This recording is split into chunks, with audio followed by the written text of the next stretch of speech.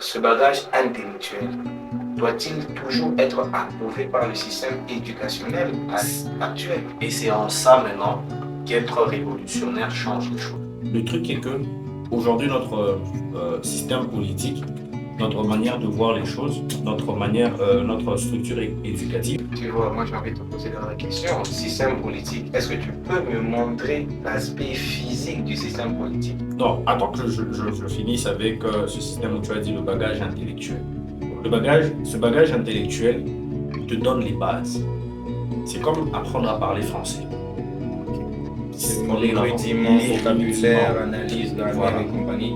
Et lorsque tu avances, tu finis l'école primaire, tu vas à l'école secondaire, on t'apprend certains principes.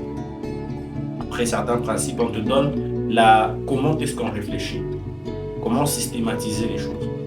L'université te donne, je ne parle pas de diplôme, je parle de connaissance. C'est tout à fait différent.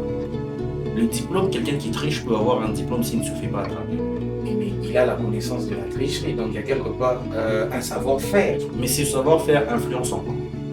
Le diplôme est une... il y a une phrase qu'on dit, le diplôme n'est qu'une preuve que nous sommes allés à l'école. Une preuve que nous avons réussi, mais cela ne signifie pas nécessairement que cela est fait. Quand je dis qu'il faudra avoir une certaine connaissance, c'est apprendre les différents rudiments, les différentes bases. Et c'est sur ces bases-là que nous venons ajouter notre intelligence, notre manière de réfléchir. Après l'avoir ajouté sur ces bases, ça veut dire que quand j'ajoute une intelligence, quand j'ajoute une idée, cette idée est basée sur le fait que j'ai fait de la critique, j'ai regardé historiquement, est-ce qu'il n'y a pas eu quelqu'un qui a réfléchi comme ça et quelles en ont été les conséquences? Tu vois, ça veut dire que les connaissances que j'ai eues avant m'ont permis de pouvoir faire une critique d'abord de mes idées. Après, quand je fais cette critique, je regarde que mon idée tient bon. Là maintenant, il ne s'agira plus simplement d'avoir une connaissance, mais de la persévérance. La persévérance pour pouvoir à ce que cette connaissance soit connue de tout le monde. Et c'est ça maintenant la différence. Lorsque l'on passe par différentes écoles, le problème c'est ça, et c'est devenu un cheval de bataille pour moi. L'école ne doit pas simplement doit expliquer aux gens c'est quoi leur rapport. Quand on dit par exemple, aujourd'hui j'apprends, tout le monde dit cosinus ça nous sert à quoi? Je suis désolé, cosinus, sinus. C'est vrai qu'au premier rapport. Non, moi je crois que vu que tu abordes ce point, il faut comprendre que l'environnement, on ne va pas dire système parce que c'est un peu compliqué, l'environnement dans lequel nous sommes ne permet pas à la grande masse critique qui a appris cosinus de mettre en valeur cosinus dans leurs travaux, dans leur développement, dans leur création.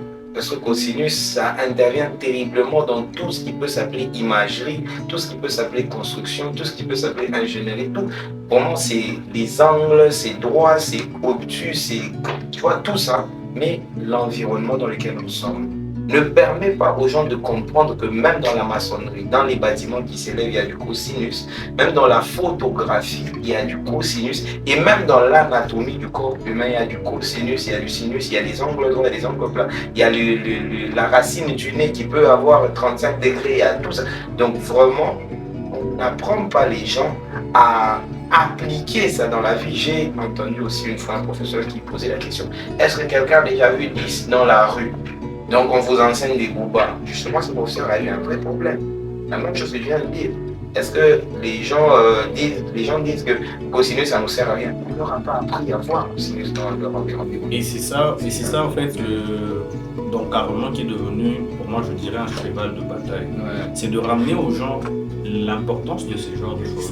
On se dit que cosinus n'a pas d'importance. Les gens voient cosinus, mais ils ne voient pas le déroulé qu'il faut pour pouvoir atteindre, le raisonnement qu'il faut. Je sais pas, justement, quelqu'un dit on vous apprend des formules qu'on vous exige d'intérioriser en 6 heures. On dit, ça fait longtemps Israël qu'on essaie de te faire comprendre A carré plus B carré égale à A carré facteur de A plus B facteur de A moins B. Ça fait 6 heures qu'on essaie de te faire comprendre ça, mais on oublie que ce genre d'exercice, ce genre de démonstration ont pris toute une vie d'un mathématicien qui par hasard serait même mort de folie pour faire comprendre certains